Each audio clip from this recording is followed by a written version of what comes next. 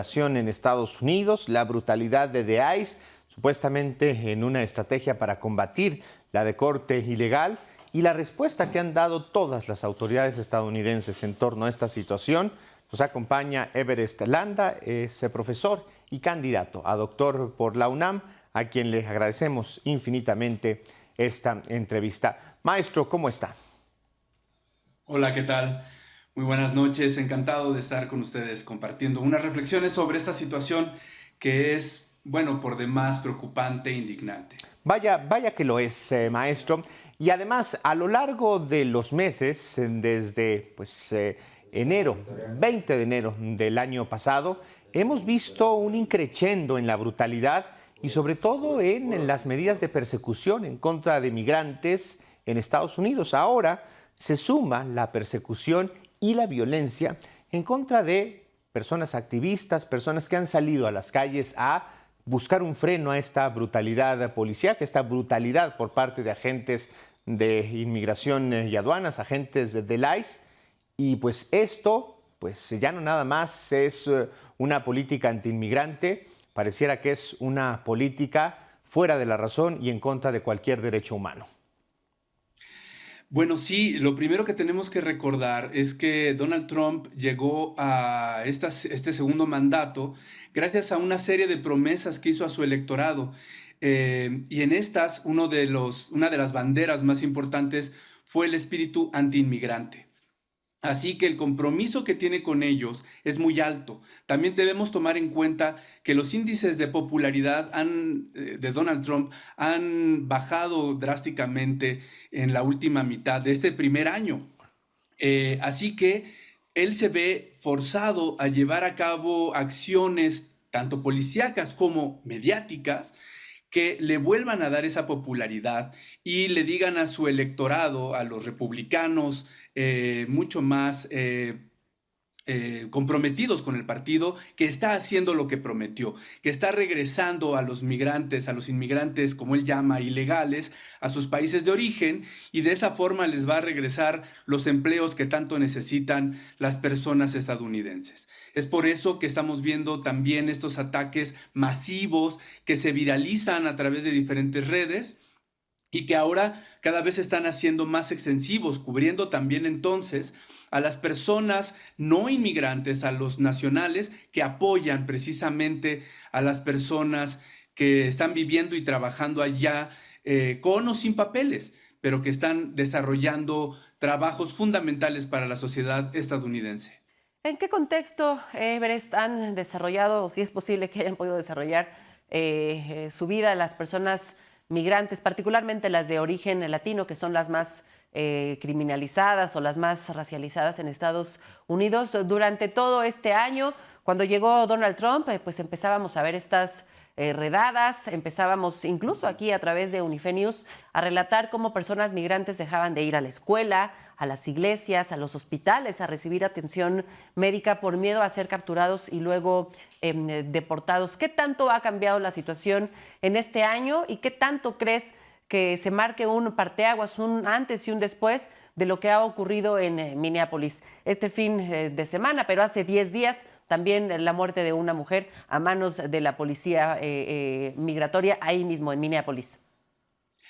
Sí, bueno, tienes toda la razón. Esta serie de pesquisas tienen un corte racializado, es decir, están buscando a personas de tez morena, básicamente. Eso es lo principal. Sin embargo, tenemos que también notar que las personas latinas, las personas mexicanas específicamente que migran a Estados Unidos, no únicamente se desarrollan, se emplean en los sectores agrícola o de la construcción. También tenemos personas profesionistas, personas emprendedoras. Muchas de estas personas están contribuyendo a las diferentes industrias como la de la audiovisual, por Pagan ejemplo, y impuestos de patentes. entrada, pagan ¿Perdón? impuestos, De pagan entrada, por impuestos. supuesto, y ayudan a que la economía continúe, ayudan a que las industrias florezcan. Digo, ahí tenemos el caso del cine y la televisión con Los Tres Amigos, por supuesto. Ahora, el asunto del target o del foco de estos ataques había sido, sí, principalmente a personas latinas. Sin embargo, en Minneapolis también tenemos una amplia población somalí que está siendo asediada. Y después de esto y después de las manifestaciones tan numerosas en diferentes estados, incluyendo por supuesto California, los blancos ya no nada más están siendo las personas migrantes, sino también las personas que ayudan a estos inmigrantes en sus maniobras para tratar de huir. Lo que decías, el miedo y las emociones es uno de los aspectos más preocupantes de esta campaña antiinmigrante. En la UNAM tenemos un observatorio de migración en donde hemos estado en comunicación con migrantes, activistas, líderes sindicales, etcétera, y precisamente ellos nos han hecho y ellas nos han hecho saber que el miedo está paralizando a mucha gente, está movilizando las dinámicas familiares, personas que tenían sus negocios están mandando a sus hijos, por ejemplo, que sí son ciudadanos, a atenderlos, y entonces los chicos ahora, las chicas tienen doble jornada como estudiantes y como trabajadores porque los padres y las madres están tratando de mantenerse en casa. Sin embargo, algunos de estos ataques ya están siendo incluso allanando las moradas de las personas. Es decir, ya a veces ni siquiera la casa es segura. Claro. Ahora, maestro, no es casualidad que sea Minneapolis. Hablaba usted de California, está también el caso de Illinois, que son estos estados y las ciudades, Los Ángeles, Chicago, que pues no cooperan sus autoridades con estas autoridades, que tienen todavía esta defensa y si bien la figura ha sido eliminada de ser ciudades santuario, de ser ciudades que defiendan y protejan a los migrantes. Y pareciera la política federal ensañarse todavía peor ahí y hacer uso político también de los procedimientos, de los operativos. ¿Qué problemática hay en este sentido también que, así como los migrantes han sido moneda de cambio en este discurso político y los fines de aprobación de Donald Trump, en este caso también sean una moneda para combatir a los oponentes políticos, a quienes necesariamente pues, no están de acuerdo con Donald Trump y la forma de hacer gobierno? Absolutamente de acuerdo. El asunto con Trump es que está polarizando la opinión pública y también está polarizando las fuerzas políticas.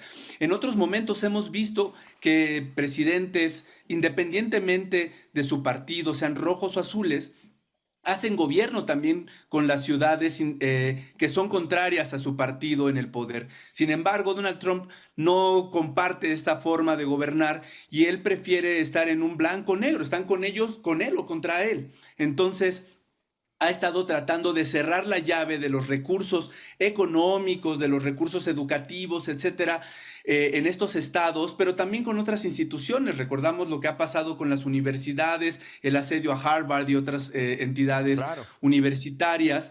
Entonces, estamos viendo que él cada vez lleva esta presión a un nivel mayor y precisamente este asedio de ICE es parte de esa escalada de violencia y de polarización que Donald Trump está llevando con todos los que él considera sus enemigos políticos.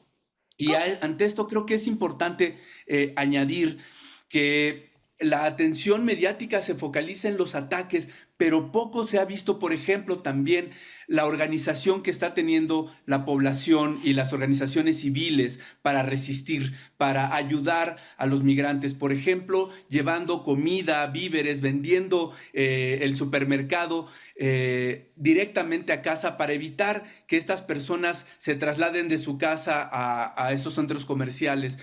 Esa como otras actividades que están tratando de ayudar a migrantes, los consulados, por supuesto, están tratando de dar asistencia legal a las diferentes poblaciones latinas, pero específicamente en el caso mexicano. Hace poco tuve una entrevista con personas del consulado de Los Ángeles y me comentaban esto, que ellos también están tratando de reforzar la comunicación y los lazos que tienen tanto de soporte legal como de soporte incluso emocional a través de campañas de cultura con la población mexicana. Así es que creo que este asedio es cada vez mayor, pero también cada vez es mayor la resistencia de la población civil, afortunadamente. Incluso se han organizado para crear aplicaciones y avisarse en tiempo real donde hay un retén o alguna posible redada. ¿Cómo impacta, retomando esto de la polarización, cómo impactan estos hechos en la vida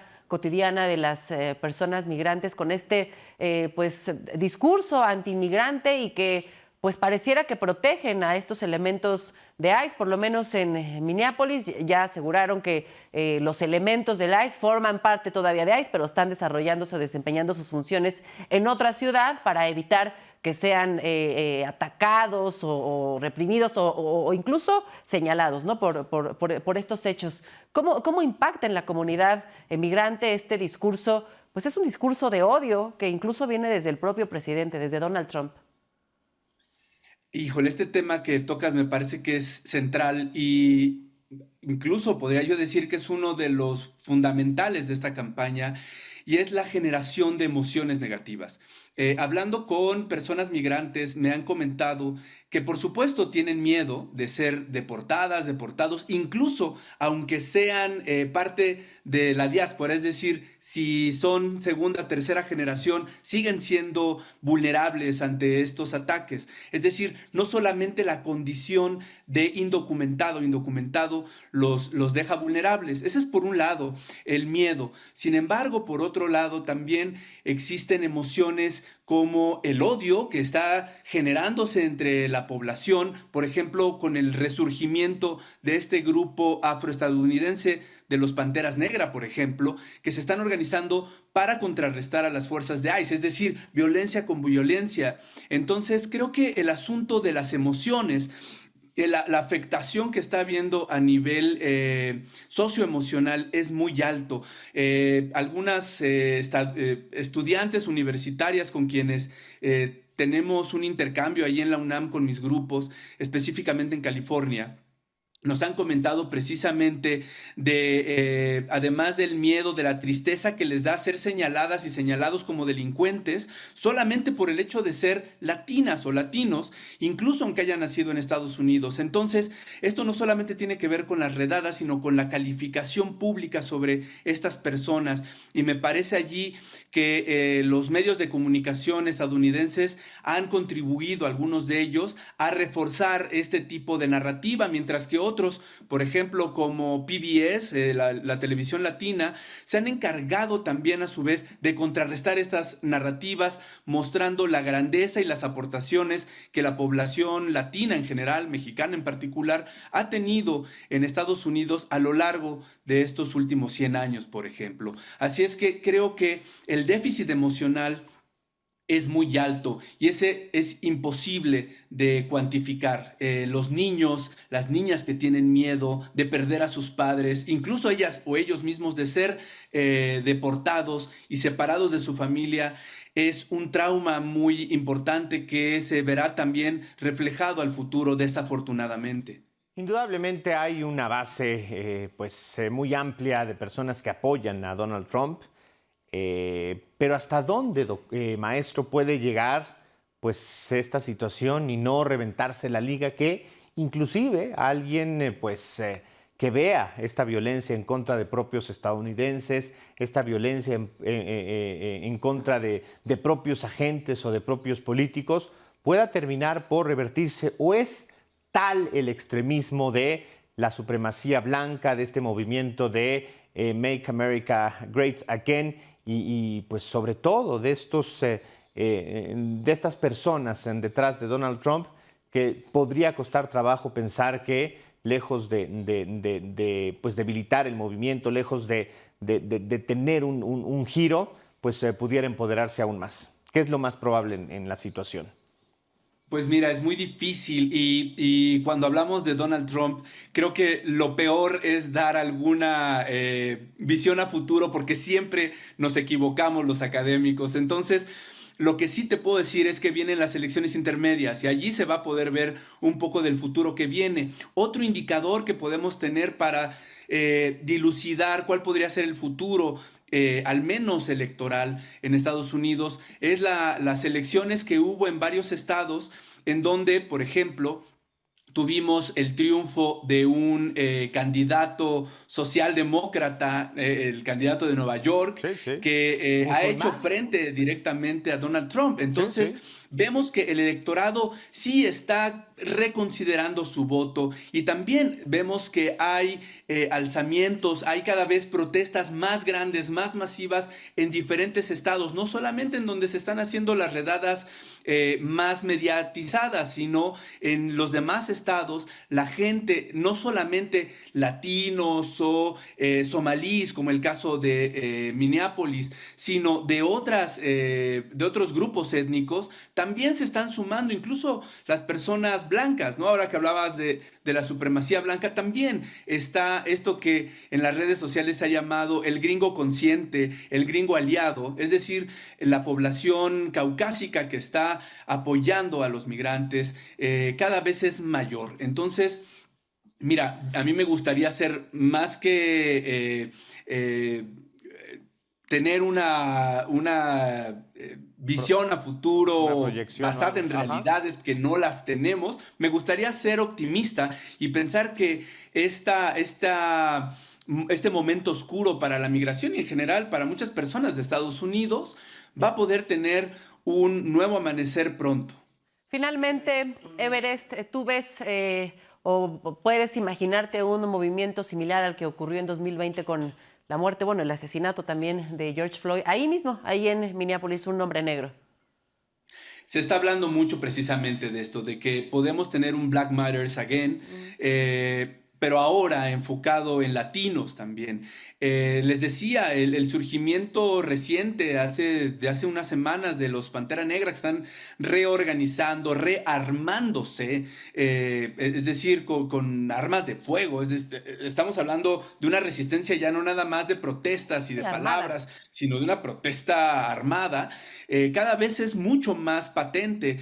Así que es probable que esto pueda generar la unión de un movimiento nacional que pueda entonces hacer eco de sus fuerzas políticas poco a poco. Pues Everest, muchísimas gracias, maestro, por esta conversación. Tiempos muy difíciles, convulsos, dolorosos, particularmente pensando en que las víctimas sobre todo son hermanos migrantes, muchos de ellos, la mayoría, insistimos, mexicanos. Así es que hay que estar pendientes también desde aquí. Ya fuimos injustos en no darles oportunidades y de pues expulsarlos o obligarlos a buscar. Creo que es momento de por lo menos estar al pendiente de ellos y desde aquí levantar la voz. Absolutamente. Es uno de los trabajos que estamos haciendo activamente en la UNAM, escuchándoles y tratando de ofrecerles puentes para solucionar algunos de sus problemas. Les agradezco mucho el espacio, encantado de estar con ustedes. Buenas Gracias, Gracias, noches. muchos profesor. saludos. Buenas noches.